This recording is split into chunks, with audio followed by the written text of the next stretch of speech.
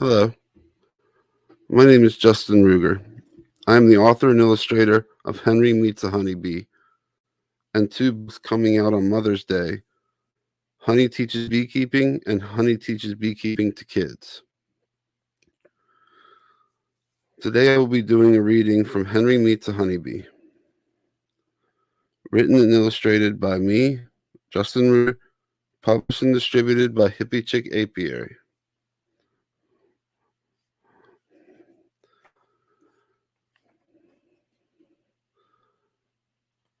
I dedicated this book to three people who have made a major difference in my life. First is to my second mother, Shirley Cheney Lawrence, who we lost through COVID. And second is to the two doctors who made major grounds in my recovery from traumatic brain injuries, seizures, and a stroke. Dr. George Sturgis and Dr. Gregory Oshanik.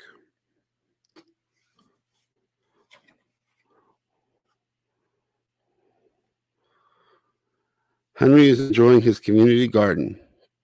It is springtime, the weather is warm, and the sun is shining. Henry loves the garden because he is able to see the butterflies flying and hear the birds chirping. Henry loves to smell the sweet smells coming from the flowers. His favorite is the fragrant buds from the lavender plant. As Henry is smelling the lavender, he is greeted with not only a sweet smell, but a buzzing honeybee.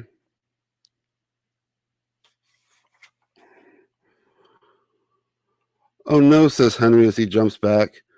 He remembers that the honeybees have stingers, and he is afraid of being too close puts him in danger. Little does he know that his view of honeybees is about to change forever, because out from behind the lavender bush pops a honeybee wearing a crown. "Hello," says the honeybee. The honeybee continues, "My name is Honey. I am the queen bee of the hive in this garden." Henry stammers, You can talk?" Honey flies around Henry's head while chuckling to herself. "Why, yes, I can talk.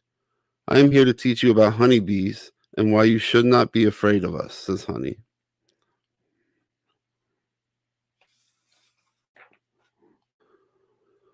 Thinking to himself, he mumbles, "What could go wrong?"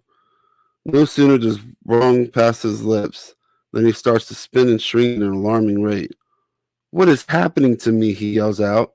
Honey, still circling the lavender bush, says, "To show you all about honeybees, I have turned you into one." Henry, getting used to his new wings, flies to the nearest puddle of water and sees his reflection. "Oh no," he exclaims. "What do I do now?" Honey looks at him and with a tilt of her crown says, "Follow me, and I will teach you what I can."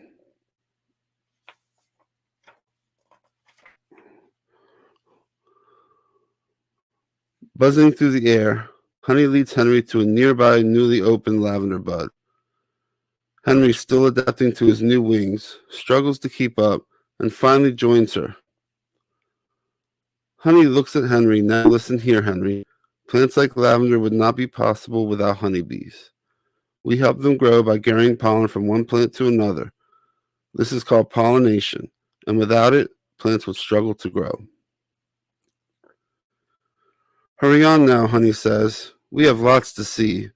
They take off and fly through rows of plants, diving stems, and flying past other insects who live in the garden.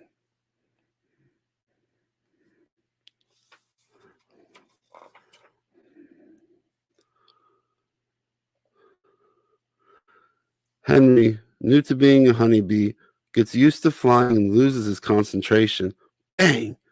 Henry feels a big push on the side as he is thrust to the right. This startles him until he looks up and realizes he almost ran into a large wooden frame with a small opening.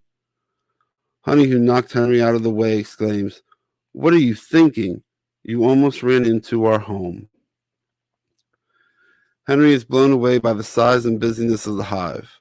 It is so large compared to him and Honey, nothing could explain the large number of honeybees flying back and forth out of the hive opening.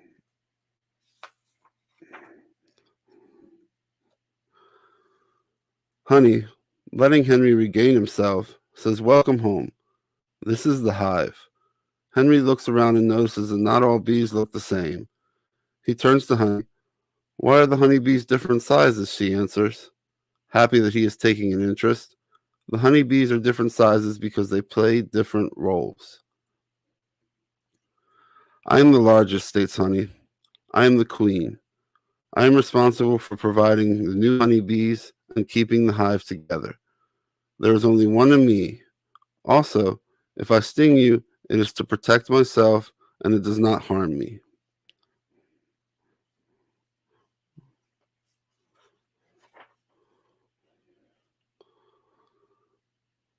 "The second largest are the drones," exclaims Honey. "They are responsible for providing new honeybees as well. There is more than one drone, but fewer than the worker bees. Drones do not have stingers and will never bother you, Henry." "Now the smallest honeybees are the worker bees," informs Honey. "They are responsible for picking our home, taking care of me, collecting the nectar and pollen from plants. This is the bee that you met before I showed up. Worker bees are the ones you see out in the wild that people are afraid of being stung by. Remember, Henry, just like humans, honeybees only sting if they feel threatened. So treat them with respect and you will never have an issue with them."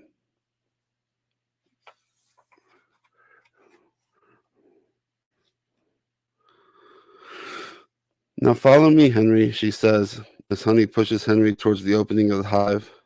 "Let's get inside and see what it looks like in the inside before returning you to normal." Henry flies through the opening, amazed at the immediate sight around him. Henry stops. "I can't see," he says. Honey says, "Do not worry, Henry. Your eyes will adjust. Unlike humans who need light to see, honeybees have two eyes with 5 parts. These 5 parts are 2 large compound eyes and 3 smaller simple eyes. These eyes allow the honeybees to distinguish between light and dark differently and see the world as a mosaic rather than a single image."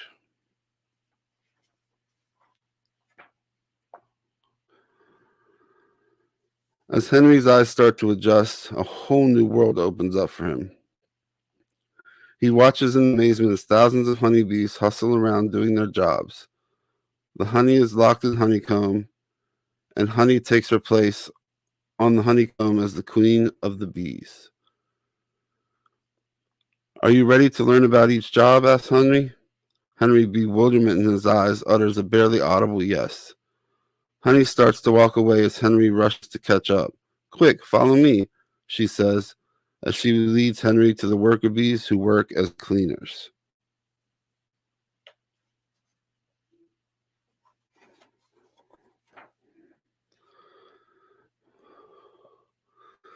"This is where the cleaners work when they are 1 to 2 days old," informs Honey.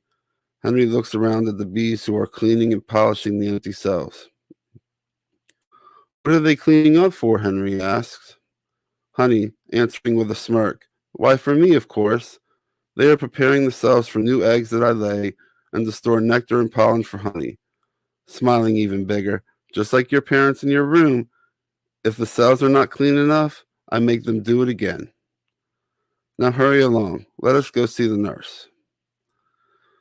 "This is where the nurse bees work," Honey starts to describe. Henry darts to a cell and starts looking at a circular worm-looking thing in the cell. "What is that?" Henry asks excitedly. "Our babies," answers Honey, continuing. "These larvae are what come from the eggs and are taken care of by the nurse bees. The nurse bees check on them up to 1,000 times a day and feed them royal jelly to make them grow big and strong." Henry, overloaded with information, asks, "Wow, can there be any more?" "Glad you asked," Honey mutters as she whisks Henry to the builders.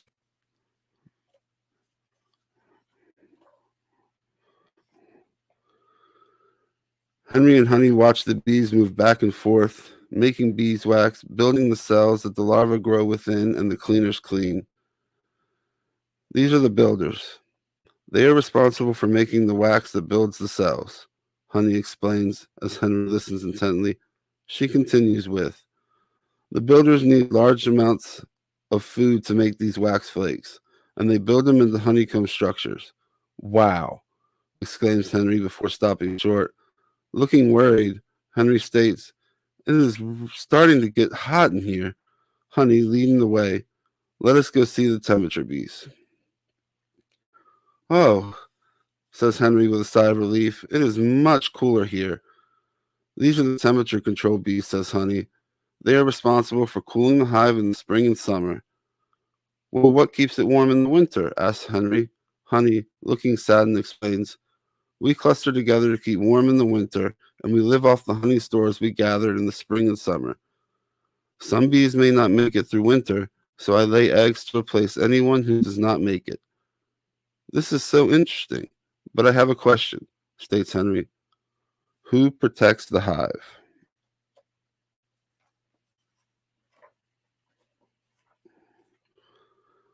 "I thought you would never ask," states Honey, leading Henry back to the entrance to teach him about the last two jobs of the worker bees. "Now I will teach you about the foragers and the guard bees," says Honey, stopping to see if Henry is still with her. She continues, "These are the guard bees. Their last job before becoming foragers.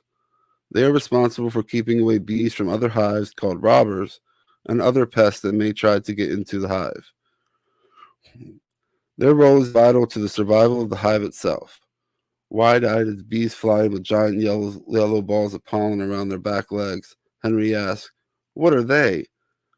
Tipping her crown as the forager passes by, "Those are the foragers. They are responsible for getting pollen and nectar from the plants, as you saw before this entire journey. They push the pollen to the pollen baskets on the back legs. Plants would not grow without us, and we would not grow without them."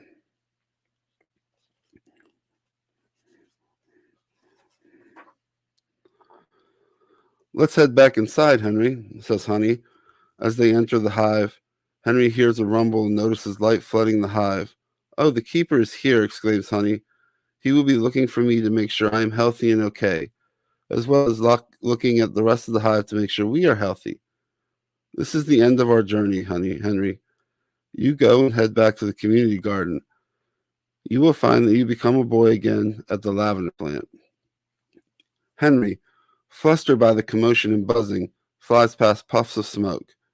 Taking a second to look over his shoulder, he mouths, "Thank you," and continues on his journey past the lilies and lands on the bud of the lavender plant.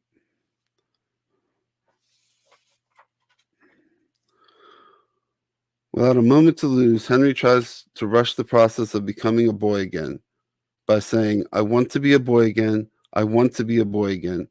Before you know it, with a shining swirl of light and an immediate increase in size, Henry realizes he has become a boy again.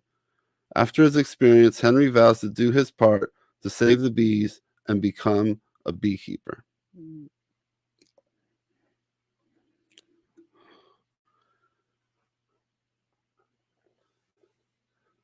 Thank you so much for listening to Henry Meets a Honey Bee, published and distributed by Hippie Chick Apiary. Please join us at 8 p.m. for a live reading of Honey Teaches Beekeeping to Kids. Goodbye.